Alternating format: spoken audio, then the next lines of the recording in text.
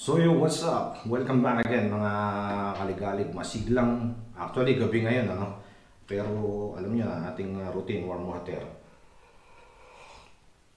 Meron tayong babalang kasino sasalaysay ngayon ng mga senaryo na ito ay nagiging talamak na pangyayari ngayon para sa mga truck drivers dito sa Europe, sa buong Europe na Schengen or even hindi Schengen, lumilipat sila sa Schengen country. Meron po sana akong naisipaalala or iparating sa inyo mga kaligalig. Ito po ay mabisang kaalaman o impormasyon na dapat ninyong malaman. So bago ang lahat, papasokin natin ang ating intro. Pasok!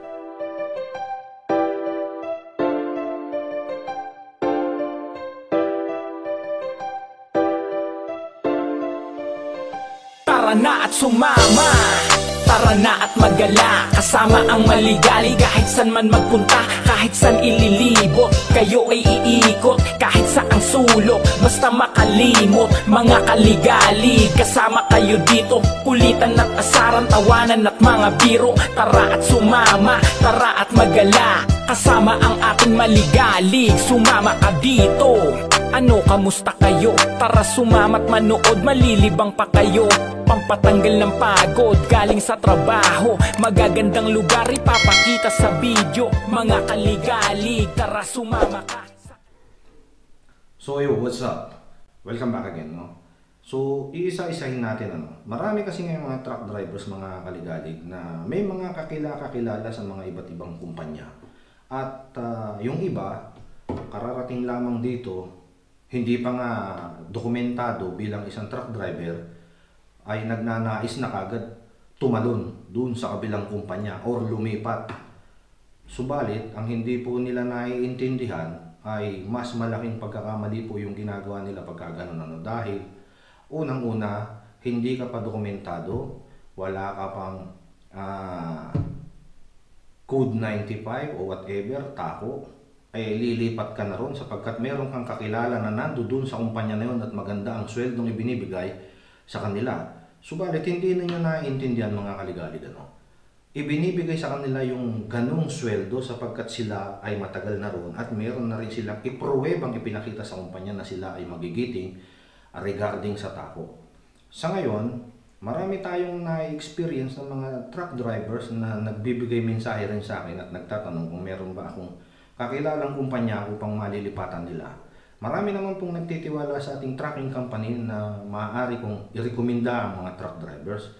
Subalit ang aking ipinapayo po sa inyo mga kaligalig ay bago po kayo lumipat ay dapat maging marunong kayo, lalong-lalo na po sa tako. Hindi lamang po yung inyong nalaman na dun sa kabilang kumpanya o sa mga kakilala ninyo o sa mga kumpanyang aking nalalaman ay ganun ang sahod.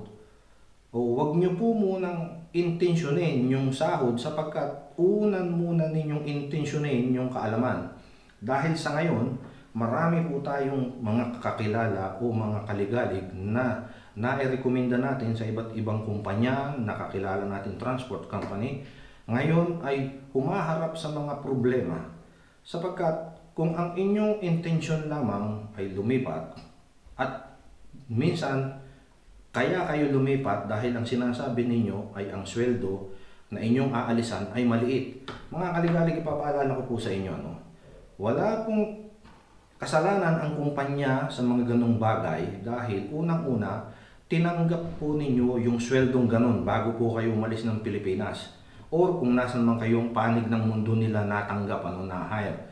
Nagkaroon kayo ng agreement na ito ang sahod na iyong tatanggapin. Kayo po ay pumirma at tinanggap ninyo ang inyong sahod. Sa pagdating nyo po dito, ay nalaman ninyo sa ibang mga kumpanya na magaganda ang sahod at meron kayong mga kakilala ron, ay gusto ninyo kagad lumipat doon. So mali pong hakbangin yung inyong mga ginagawa na palibasa na ikumpara ninyo yung inyong sahod sa kabilang kumpanya na mas malaki yung doon. Kayo po ang may problema nun mga kaligalig sapagkat tinanggap ninyo yung sahod na yun sa Pilipinas pa lang or kung saan man kayong panig ng mundo na hire. So dapat simula pa lamang ay nakipag-usap na kayo na ganito ang dapat ipasahod mo sa akin. So pagdating dito, hindi po kayo dadaing o maghihinanakit bakit ganun ang sahod na ibinigay sa inyo. Kayo po ang nagkamali dyan. Pangalawa, inaalisan ninyo yung mga inyong previous company, yung inyong pinagtatrabahuan ngayon dahil sinireklamo ninyo at sinasabi ninyo maraming deduction. Like example sa diesel. Ang mga kumpanya po dito ay karamihan, nagkakaltas po sila ng diesel, lalo na kung ikaw ay napakalayo ng iyong pinuntahan at naligaw ka. Ay bibigyan ko kayo ng halimbawa, 500 kilometers ang naligaw mo or even 200 kilometers, mahal po ang diesel. So hindi po iyan iso-shoulder ni company. Iyan po ay kakaltas sa inyo. Dahil kayo po ay kulang sa alaman sa navigation, kaya ganun ang nangyari, naligaw kayo. Now, yun ang inyong sama ng loob, kinaltasan kayo. Pagkatapos, lilipat kayo sa ibang kumpanya. Dala-dala na naman ninyo yung kulang sa kaalaman. So pagdating ninyo sa panibagong kumpanya, ganun pa rin po ang mangyayari.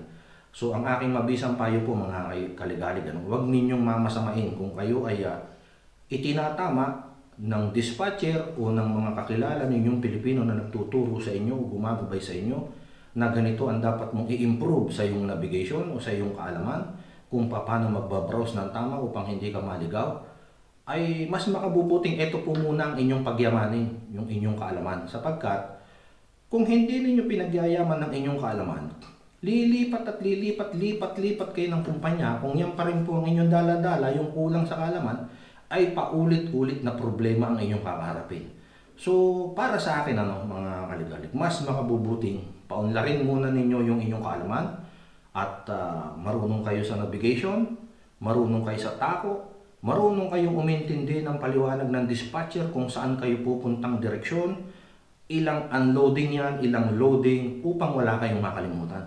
Dito po, kapag kayo ay ganap na, mismo ang kumpanyang pinagtatrabahuan ninyo, maniwala kayo sa akin, hindi yan papayag na inyong iiwanan. At maaari kayong makipag-usap sa inyong ninanais na sahod. Subalit kung hindi niya kayang ibigay, at pwede nyo namang gawing halimbawa, huwag nyo lamang babanggitin yung kumpanya.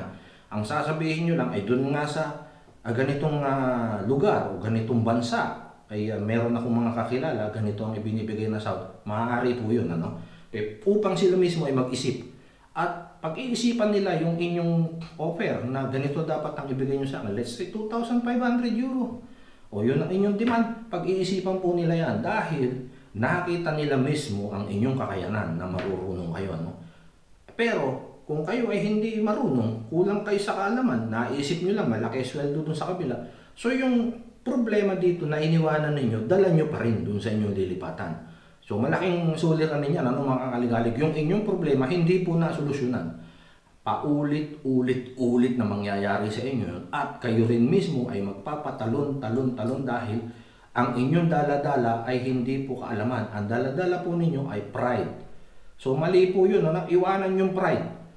Makipag-usap kayo sa mga marurunong na mga truck drivers na Pilipino, lalong-lalo na yung mga pioneer, yung mga nauna, ay maaari kayong gabayan. Kaya marami akong vlog na matagal na kung makakakita kayo ng mga veteranong truck drivers dito sa Europe, yung mga nauna pa nung araw, first batch, second batch, na nanggaling sa mga ibang bansa rito. Hanggang ngayon, nandito po sila, ay maaari po ninyo silang kaibiganin at magpaturo po kayo. At ang pinakamabisang formula na gagawin ninyo, magpasalamat po kayo sa kanila. Sapagkat kung hindi doon sa mga naunang truck drivers dito sa Europe na nagpakita ng kanilang kakayanan at husay, ay hindi po tayo dadami.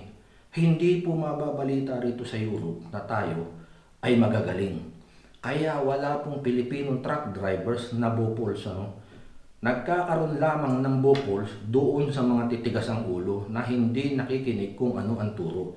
At mas minabuti niya na kung ano yung sumasaksak sa kanyang isip ay ipinagpipilit niya, subalit mali. Dahil hindi pa po niya nai-experience yung totoong bumiyahe talaga. Now, pala yung bumabiyahe na pero hilaw na hilaw at laging sinisigawan ng dispatcher. Pangit yun, Pagkatapos, magkakaroon ka ng sama ng loob, ang magiging dahilan mo, lalayasan kita. tatakasan kita. So ito naman mga kaibigan mo na nandoon sa mga iba't ibang kumpanya or ako man, ay maniniwala ako sa iyong kwento dahil natural, sisiraan mo itong si kumpanyang aalisan mo. Eh hindi ko rin naman alam kung ano ang iyong problema. Now, kung kayo ay nai-employ na o ganap na kayong tinanggap doon sa mga kumpanyang pinaglagyan ko or pinaglagyan ng mga kaibigan ninyo, doon na nakita yung inyong kahinaan. Ngayon mismo yung mga kaibigan ninyo nagpasok sa inyo ay magtuturo sa inyo dahil meron silang malasakit. Pero kung ito ay dadamdamin ninyo at tinuturo sa inyo kung ano ang dapat ninyong gawin, eh masama po yun at pangit po yun, ano? Eh dapat kunin ninyo yung kaalaman. Ngayon kung ang nagtuturo may taglay na kayabangan, kunin ang kaalaman, tanggalin ang kayabangan upang matuto at ikaw mismo magiging ganap at taglay mo ang iyong karunungan. So ikaw mismo may bebenta mo yung sarili mo sa mga kumpanya, ganito ako kahusay. Kasi pag in-interview ka at tinanong ka sa tao, meron po kasi kaming na-experience na or na kausap ko kasi mga dispatcher. Maraming mga truck drivers ngayon na hindi nakakaalam dun sa bagong regulasyon na bawat pasok mo ng bansa ay magbibiging country. Marami pa pong hindi gumagawa niyan. Kaya sumasakit ang ulo ng mga kumpanya o ng mga dispatcher sa mga ganyang pagkakamali. Ano? At pagkatapos, meron namang iba ay nakakalimutan mag-end country, tuloy-tuloy yung trabaho, ay tuloy-tuloy yung oras, or minsan naman nakakalimutan naman na naka-other activity 24 hours. Tumatakbo na naka-other activity pa. So marami po talagang mga pagkukulang ang ating ibang mga kababayan, lalong-lalo doon sa mga baguhan na matitigas ang ulo na ayaw nga po talagang magpadikta or magpaturo. Huwag pong ganun mga kaligalig, ano, kasi naririto po kami lahat ng mga nauna upang kayo ay turuan at gabayan. Kaya ang aking paalala lamang, kung kayo ay hindi na maligaya dyan sa pinapasukan ninyong kumpanya dahil nga sinasabi ninyo may mga kaltas kayo, ay yung mga kaltas na yan hindi naman po gagawin nyo kung wala kayong pagkakamali. Ano?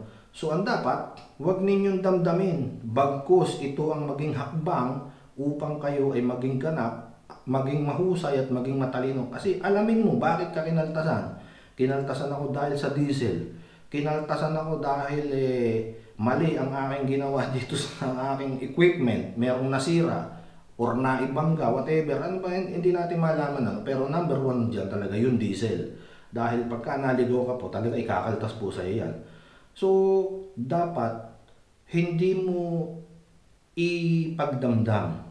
Dapat ikaw mismo, gawin mo itong hagdan upang alamin kung ano ang iyong kahinaan at pagyamanin. Now, kung nakita mo na ang iyong kahinaan at nagturo ang iba, at mapapansin mo naman yan, magiging smooth na yung imbiyahe, hindi ka nabubulyawan ni dispatcher at hindi ka na kung ano-anong salita ang maririnig mo sa kumpanya at wala ka na rin kaltas. Ikaw mismo ay matutuwa sa iyong sarili dahil nag-improve ka. So after a month, makikita mo maganda ang iyong trabaho at meron ka ng kapasidad na magmalaki o ipakita ang iyong gilas at or na ipakita mo na. Pwede ka naman makipag-usap sa management at sabihin mo nga kailangan nyo na akong dagdagan ng sahod. Maaaring dinggin nila, no? Kaya mga kaligalig, ang aking pakiusap lamang, huwag pong talon ng talon at huwag lipat ng lipat kung kulang sa kaalaman. So dapat, bunuin nyo muna sa inyong mga sarili yung ganap na kaalaman bilang isang truck driver. Hindi yung magaling sa kwentuhan, lalo na pag nakainom, pero pag nagsosolo na, bumabiyahe, Mariosip, nandiyan dyan na yung katakot-takot na problema, napunta na dun sa looban, sa subdivision, hindi na mailabas yung truck dahil hindi nag-browse kung saang dadaan na magandang kalsada. Basta't itinype doon sa address, kung saang lugar man yan, saang bansa yan, sinundan na, sinavigation, turn left, turn right. Patay tayo dyan mga kaligalig, maaaring talagang may kahantungan kayo. Kasi ang navigation, puro shortcut ang titirahin yan. Now, kung marunong kayong mag-browse, tirahin nyo muna sa cellphone, tignan ninyo kung ano yung mga kalsadang malalaki na possible na daanan ng truck. Kasi minsan, pag sinusundan ninyo sa navigation, mapupunta kayo sa tulay na mababa at hindi na kayo maka-atras. Doon na kayo magkakaroon ng bugal-bugal na pawis kung paano ninyo susolusyonan yung mga ganong problema. So nawa, makakapulutan ng magandang aral itong aking ibinabahagi sa inyo mga kaligalig, lalo na doon sa nagnanais ng mga lumipat. Pagyamanin niyo po muna ang inyong mga kaalaman para sa inyong sarili upang sa susunod na kumpanya ay hindi ninyo dala-dala kung ano yung problemang iniwanan ninyo sa kabila. Maraming salamat mga kaligalig. Paalam.